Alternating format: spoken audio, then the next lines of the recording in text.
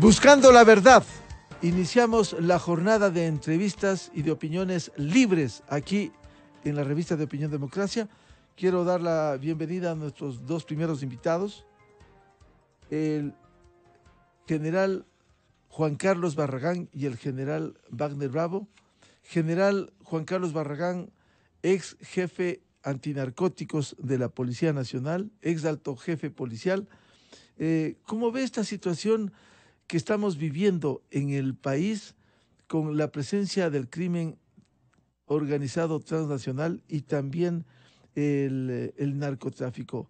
General Barragán, ¿cómo afrontar estos mensajes macabros que están enviando con los asesinatos? Antier lo balearon al presidente de Solca de Manabí. Es decir, están mandando mensajes de terror en el Ecuador con estas acciones. Buen día, general Barragán. Muchas gracias, apreciado Miguel. Un honor saludarles.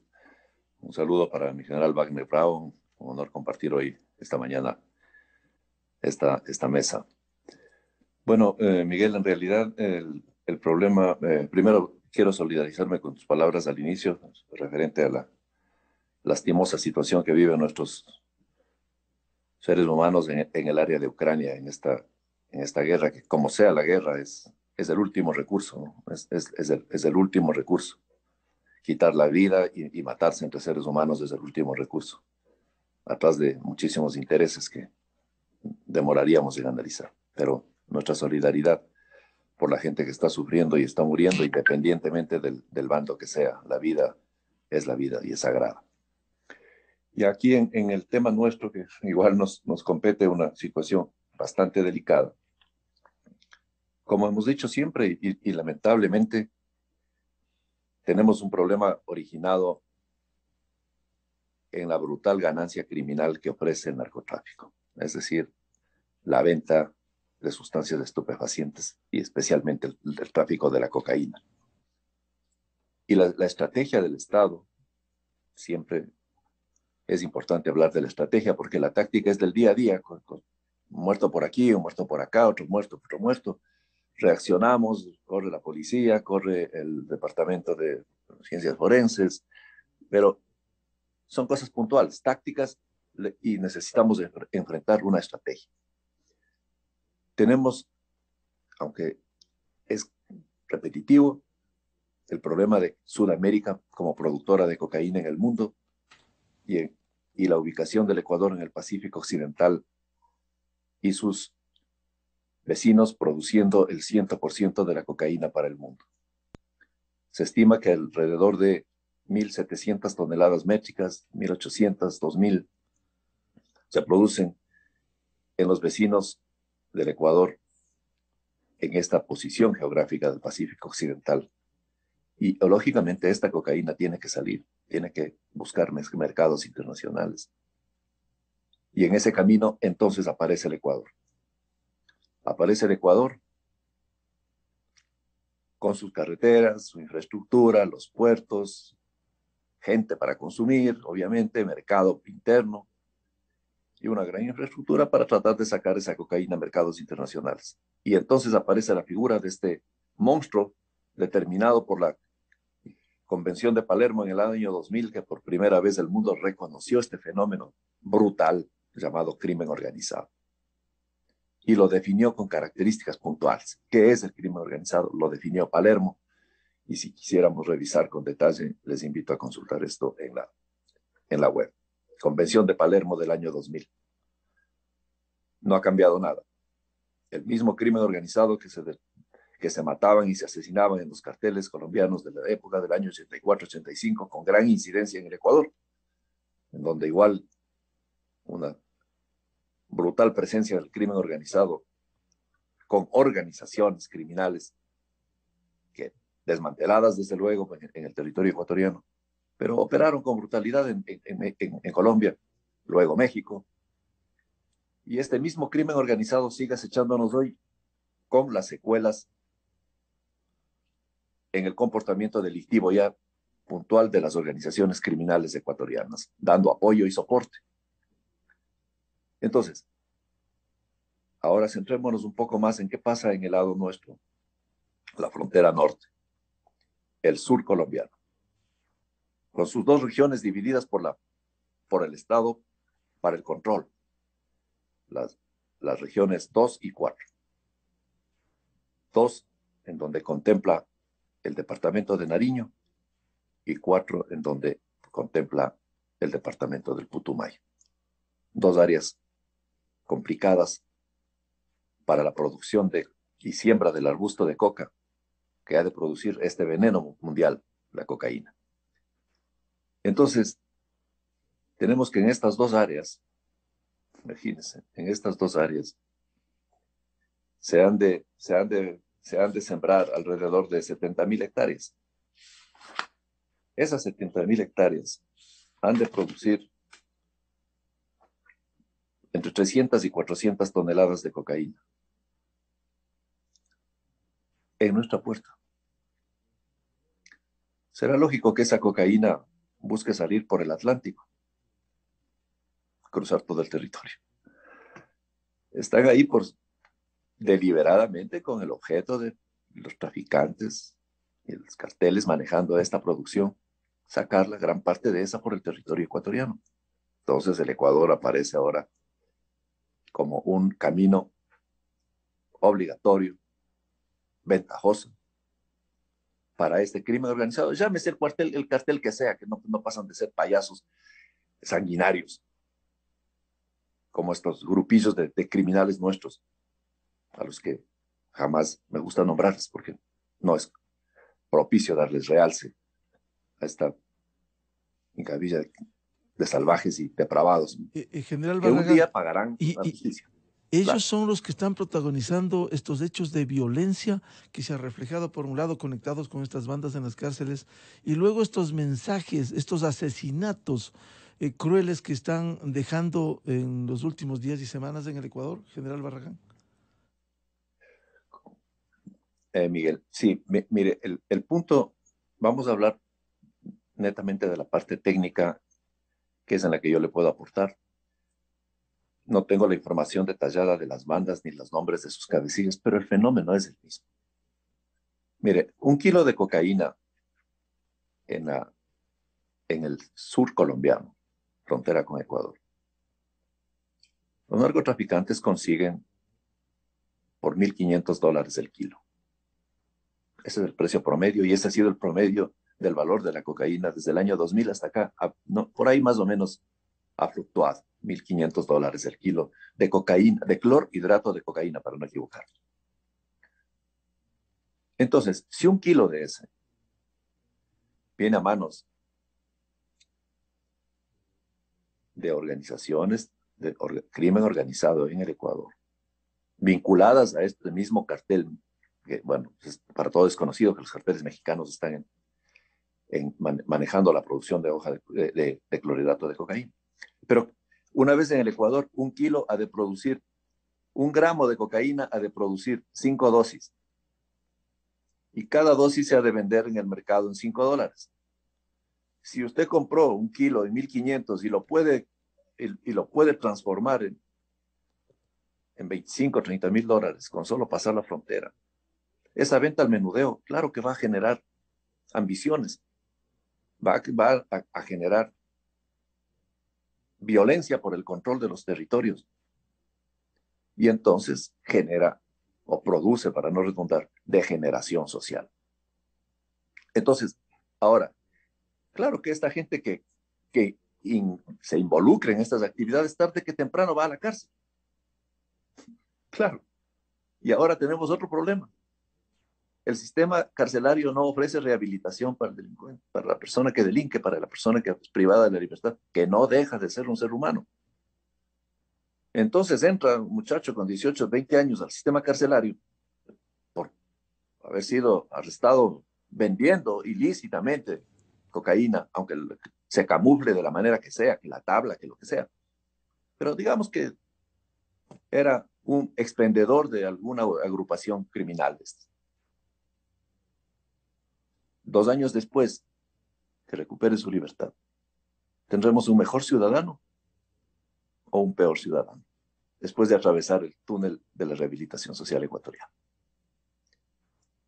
Pero por ese camino del sistema carcelario, anualmente atraviesan 80.000 personas, entre los que están, los que entraron y los que salieron en libertad.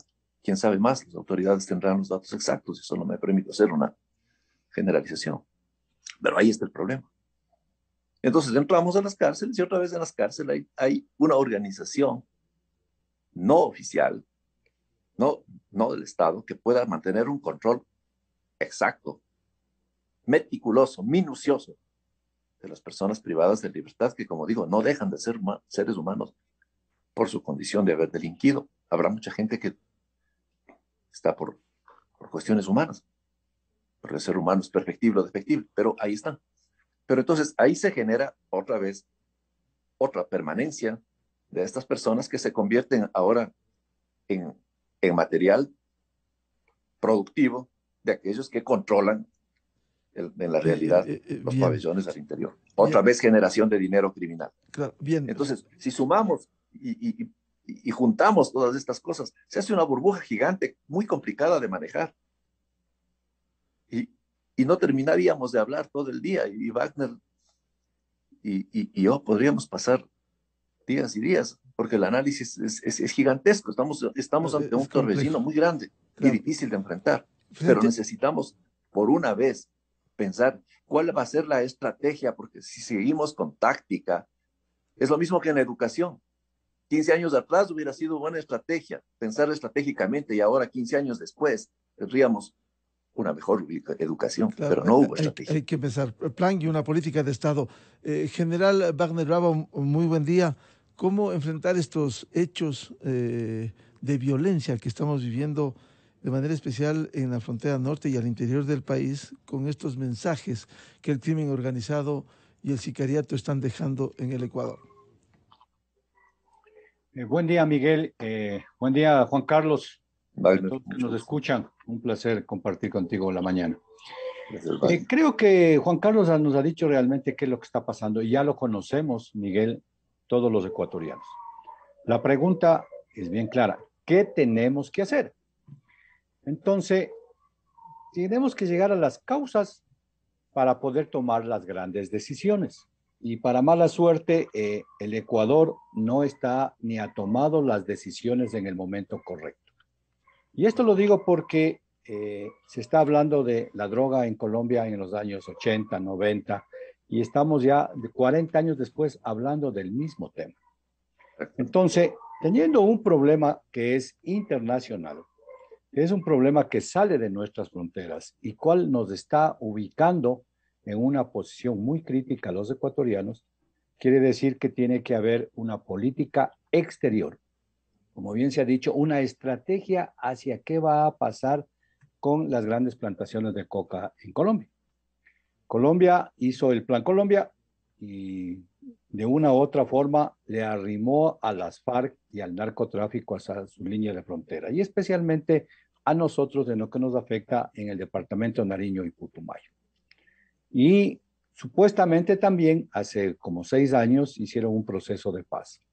Pero el problema es que esas FARC fueron mutando de ser una guerrilla que quería tomarse el poder para el bienestar de los ciudadanos a través de el socialismo y el comunismo a una narcoguerrilla que al no tener recursos vivía del narcotráfico. Se acostumbraron a eso, hicieron un proceso de paz y hoy en lugar de tener dos cabezas, por ponerlo así, del ELN, el Ejército de Liberación Nacional, y de las FARC, hay una serie de grupos, de disidentes, de grupos armados organizados, de grupos ilegales armados, que bien se lo ha dicho, no nos tardaría mucho en nombrar cuántos son, pero cerca de 20 posiblemente han tomado el control. Y que directa o indirectamente nos están involucrando a los ecuatorianos. ¿Y por qué a los ecuatorianos? Porque ahí vienen las causas internas del cambio.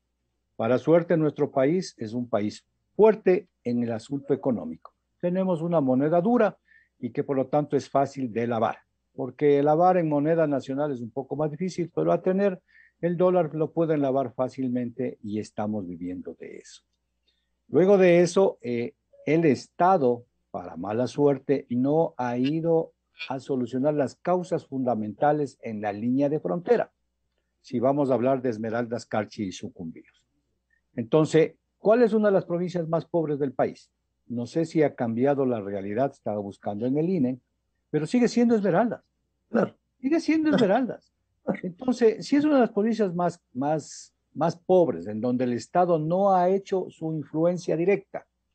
Hoy día yo, Wagner Bravo, vivo en Mataje, vivo en San Lorenzo, vivo en Esmeraldas, me despierto y digo, me voy a trabajar, pero si no hay fuentes de trabajo, ¿a dónde me voy a trabajar?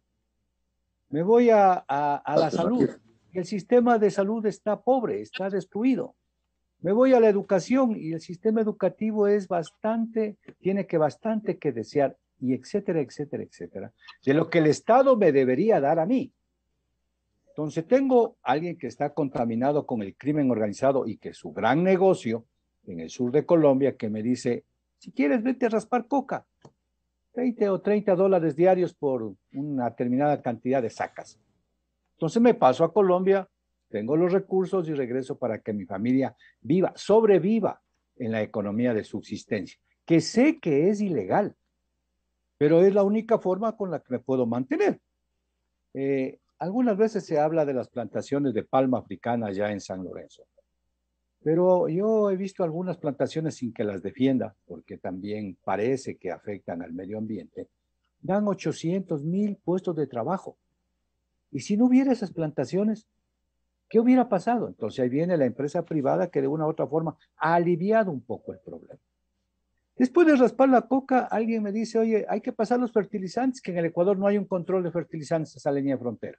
No tenemos una ley para controlar los famosos precursores para la producción de la hoja de coca, cemento, gasolina, fertilizantes, etcétera. Y si aquí en el Ecuador me cuesta 20 dólares, y en la línea de frontera, como bien lo dice Juan Carlos, me puede costar 40 porque se sube el precio, porque allá se pelean por esto para la producción de hojas de coca, y me voy a ganar 20 dólares, como se ganan en el Cachi por pasar el gas, que nos está costando a nosotros $1.60 y allá pueden pagar 7, 8, 10 dólares. Entonces, si no tengo trabajo, voy hacia eso. Entonces, estamos contaminados completamente porque el Estado no ha tenido la capacidad de poder atraer a los ecuatorianos que viven en la línea de frontera hacia que se sientan ecuatorianos y no vivan en la informalidad. Y que no es informalidad. Para nosotros, las autoridades, en un determinado momento, es informalidad. Para ellos es su medio de vida, su subsistencia. Entonces, viene una gran producción de cocaína, ¿sí?, que está afectada por una gran demanda a nivel mundial y que hay un intermediario que son los carteles no solamente de México, son rusos, son de Ucrania y otros países, que tienen que demandar y tiene que haber una oferta. Ellos deben haber puesto dinero ahí en todos estos grupos disidentes que hay ahora en el sur de Colombia y nos afecta directamente a nosotros. Si el Ecuador durante algunos años fue destruido su sistema de seguridad, se sacó, si no somos capaces de tener una buena inteligencia que la teníamos, y que de paso, en el 2003, la Conferencia Interamericana de Seguridad dijo que hay riesgos, preocupaciones y amenazas a la seguridad continental, ya no lo que está pasando, y me había olvidado, Miguel, lo que tú decías, también me solidarizo con Ucrania, pero si hay allá unos países civilizados que están en guerra, imagínense en lo que hacen los incivilizados de los carteles que nos hacen una guerra en el Ecuador por el control del narcotráfico. Entonces, si esta amenaza ya es transnacional y hay recursos externos, ¿cómo podemos ser ilusos en pensar que no nos está afectando? Y nos está afectando. Y ahí llega entonces a qué hizo, por poner un ejemplo, el señor Putin después diciendo, verán, no voy a hacer nada, yo soy buena gente. Y eso es lo que nos están haciendo los carteles a los ecuatorianos. ¿Qué nos están diciendo? Simplemente como ustedes no tienen la capacidad de autodefenderse, yo les pongo colgados en el puente, en un puente principal peatonal de entrada a Guayaquil. Les cortan las cabezas. Lo que había dicho Juan Carlos, ¿qué pasa en las cárceles? Entonces hay una degradación moral de los ciudadanos ecuatorianos que nos estamos acostumbrando a ver todos los días muertos, Miguel. Y por lo tanto, al acostumbrarnos a ver los días muertos, quiere decir que ya, desde mi punto de vista, en ciertos sectores del Ecuador, el Estado está compitiendo con el crimen organizado. ¿Quién es más fuerte en Esmeraldas? Espero equivocarme. ¿No será que el crimen organizado y la ilegalidad? Porque el Estado es débil. ¿No será que en Manabí estamos de la misma forma y en Guayaquil están queriendo entrar esos carteles? Entonces nos quieren asustar. ¿Qué hay que hacer? Entonces, simplemente solucionar las causas. Principalmente yo digo, hay que hacer una presión internacional para que Colombia se puso a erradicar la plantación de coca hace unos 15 o 20 años. Yo recuerdo, era comandante de Tulcán, que no le dejaban la aspersión con el glifosfato porque afectaba a la ciudadanía, que después era arrancar manualmente las plantas. Pero también igual que en la producción de transgénicos, en la producción de maíz, de arroz, también fueron evolucionando y mutando estos grandes carteles, y me dicen que ahora posiblemente ya no son 1 o 2 cosechas al año de coca, sino 3 o 4. O sea, quiere decir que la producción se cuadriplicó, siendo un buen negocio. Y si se arrancan 10 plantas y aparecen 30, y si tenían en la época del presidente Uribe, no me acuerdo, creo que llegaron a 80,000, yo diría hay 220,000 o 220,000. ¿Cómo podemos pensar en que si tengo el problema al lado, nosotros lo podemos solucionar internamente? Hay que buscar cómo Colombia y Perú, que nos están afectando. Porque luego de la coca, Miguel, viene trata de blancas, lavado de dinero, tráfico de armas, minería ilegal. ¿Cómo lavan los recursos este crimen organizado? En la minería ilegal. ¿Cuántas de esas máquinas que con Juan Carlos habíamos hecho algunos operativos allá en Esmeraldas por la minería ilegal y ahora se está haciendo en el Napo, no son del lavado de dinero? Entonces, hay que presionar a Colombia para tratar de evitar la causa, que es difícil porque ya es un problema mundial. Y vamos entonces al Ecuador. Si el presidente de la República ha dicho que es su prioridad la seguridad, entonces ahora sí hagamos un gran consenso. Hagamos un gran consenso. Comencemos a fortalecerle la institucionalidad del Estado para evitar todo esto que nos pasa. Porque si no, nos están asustando, nos están acorralando. Tenemos que llegar principalmente a la ciudadanía para hacerle entender a los ciudadanos ecuatorianos que lo ilegal no es lo normal de una sociedad. Que si bien lo está diciendo Juan Carlos, y lo he dicho yo algunas veces, si el kilo me cuesta $1,500 en la línea frontera y en Guayaquil me puede costar $2,500, esos $1,000 de 240,000 kilos de coca, que son cerca de 2,400 millones de dólares, están en el convivir diario de todos los ecuatorianos, los involucrados y no involucrados, porque aquel dinero que sale del excedente de la venta de coca va a los supermercados, va a la salud, va al turismo, va a muchas partes. Entonces se nos están llevando al Ecuador. Hacer un consenso. Pero es el Estado el responsable. El artículo 3 dice, Estado responsable de una seguridad integral. Y el concepto de seguridad integral, ¿cuál es? Que todos tenemos que apoyar este tren para buscar una seguridad para todos los ecuatorianos.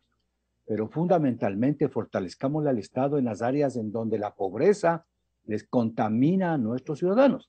Hay que felicitar a los ecuatorianos de Carchi y Esmeraldas porque hacen fronteras vivas, pero también demos los recursos para que cuando despierten, como digo yo, en la mañana de hoy, no estén diciendo, ¿y ahora qué hago?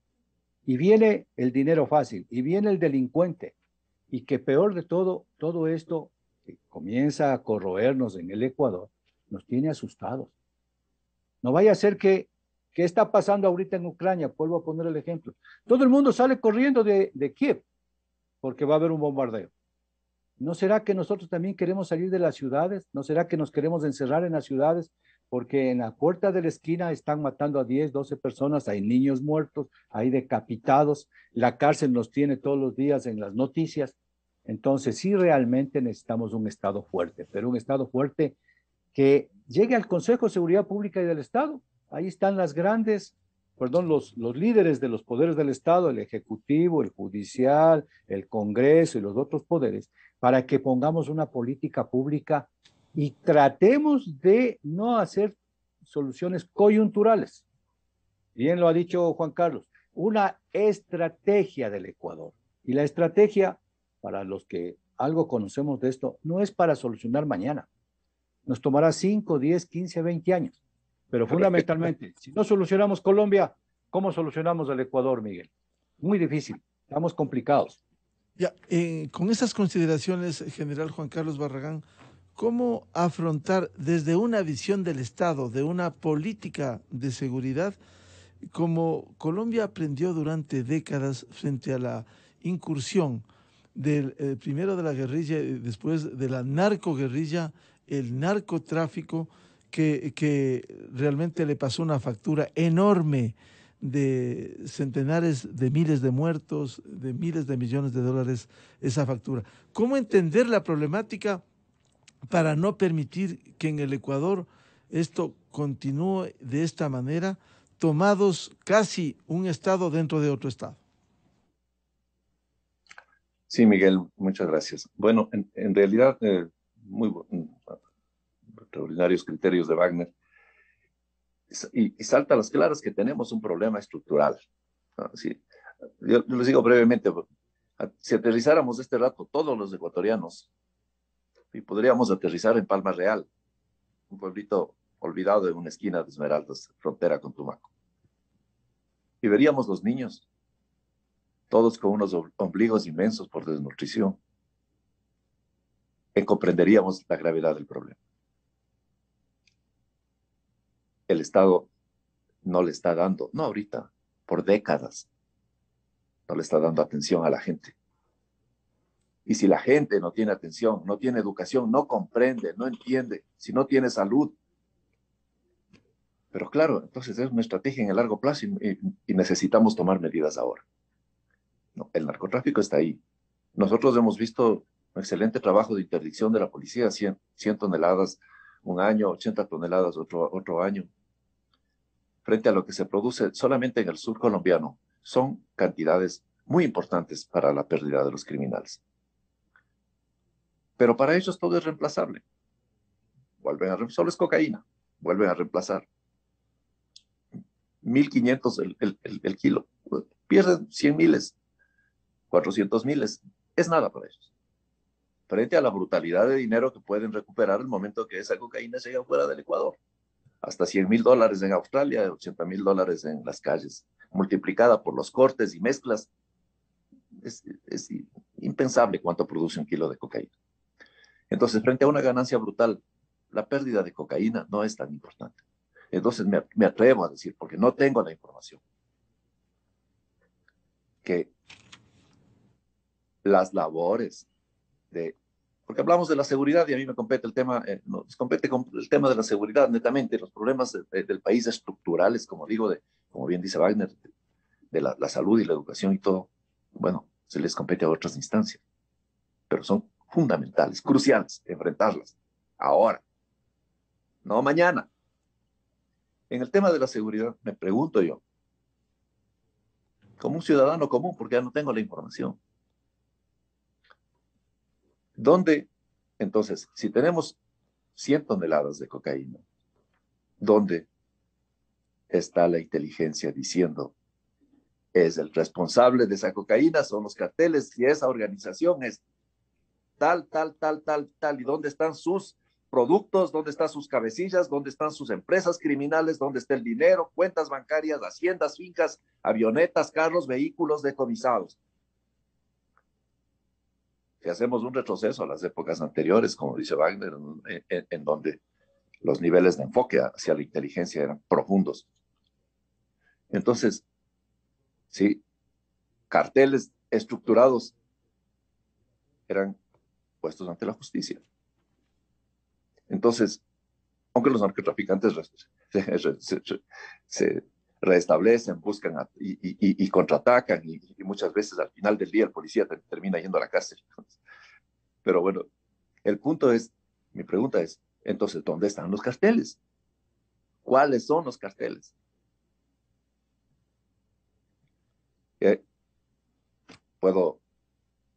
Podemos hacer una junta, si diríamos de una manera virtual, y conversaríamos este momento con el extraordinario director de la Policía Nacional de Colombia, el general Jorge Luis Vargas Valencia, mi amigo de lucha contra estos carteles criminales desde la época de muchachos tenientes.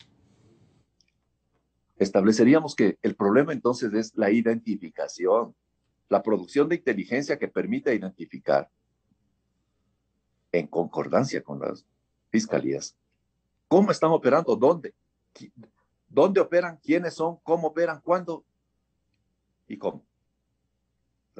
Entonces, la producción de inteligencia. Ahora hablamos de inteligencia y decimos, sí, hagamos inteligencia. El problema es que la inteligencia es una herramienta sofisticada, extraordinaria, brutalmente eficiente, efectiva, digamos, pero cuesta, tiene un costo, es una herramienta costosa.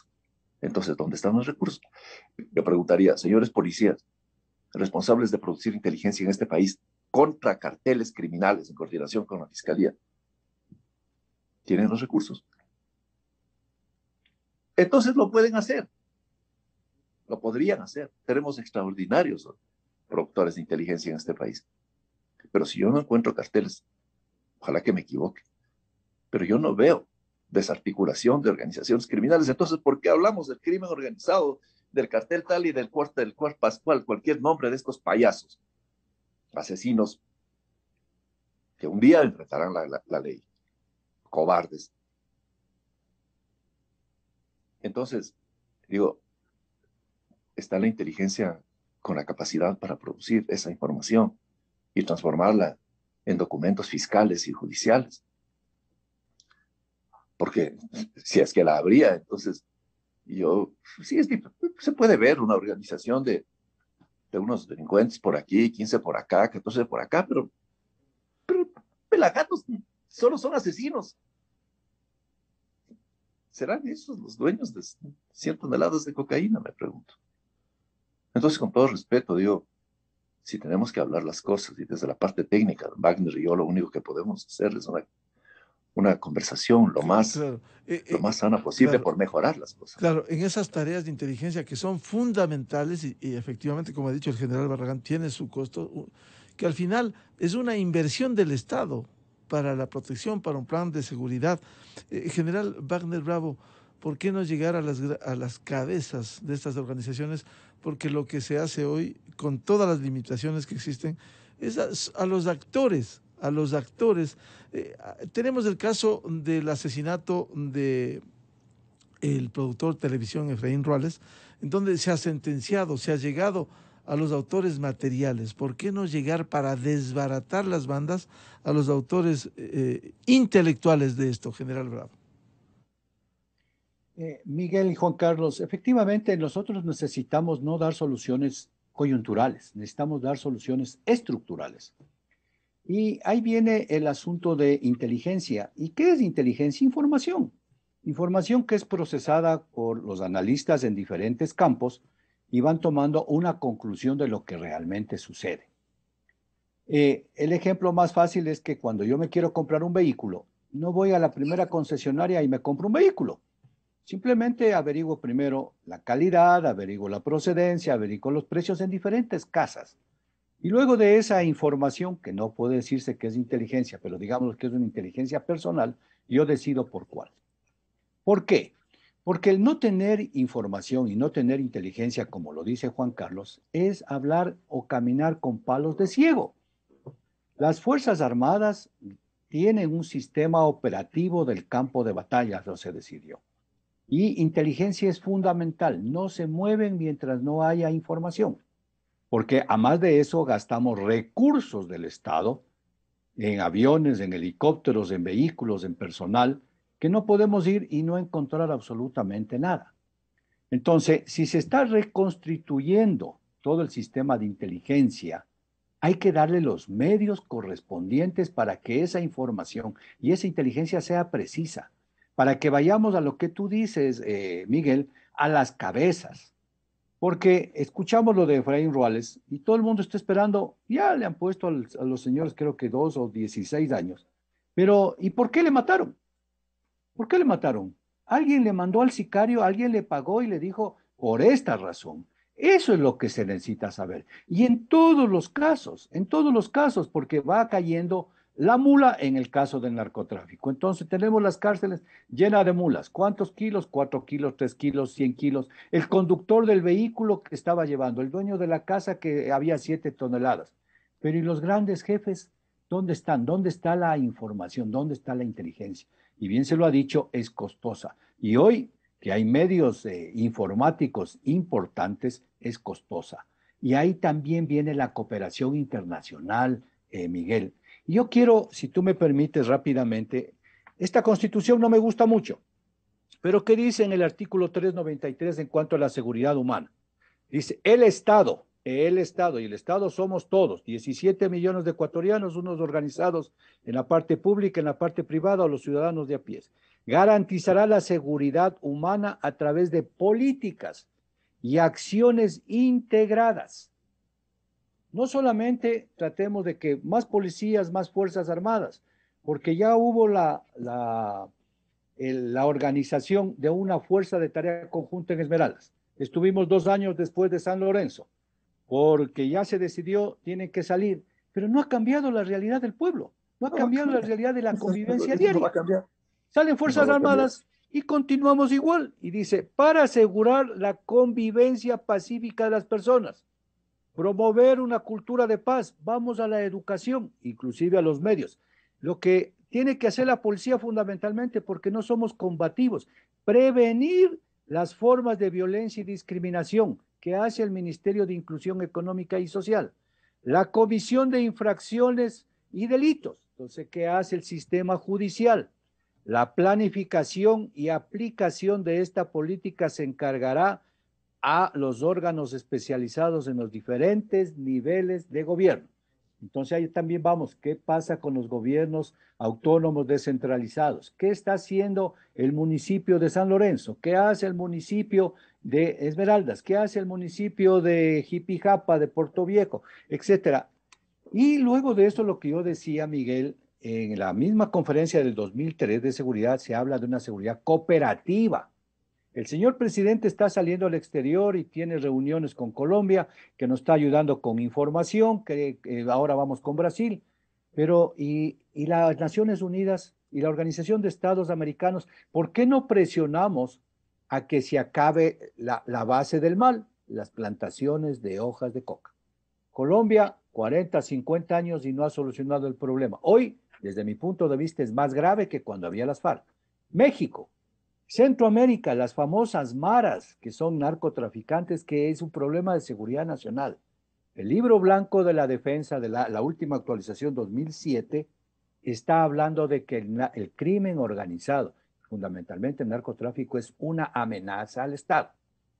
El presidente Moreno y más el presidente Lazo en mayo dijo, el COVID es una amenaza a la supervivencia y la convivencia de los ecuatorianos. Todos nos pusimos en pie de lucha, desde que usamos la mascarilla, desde que nos vacunamos, de que vienen las vacunas y muchas otras situaciones más. Y le estamos derrotando, parece que ya con esta eliminación de las limitaciones a nuestra convivencia vamos a disfrutar del carnaval. Así tenemos que ponernos todos de acuerdo.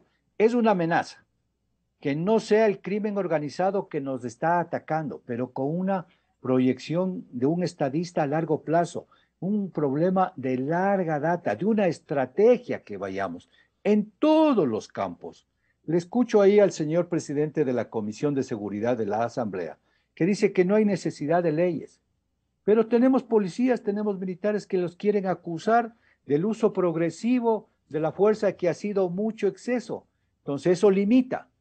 Y no vaya a ser que eso es parte, espero que no sea, del crimen organizado, que dicen, asústenle a las fuerzas públicas para que no actúen.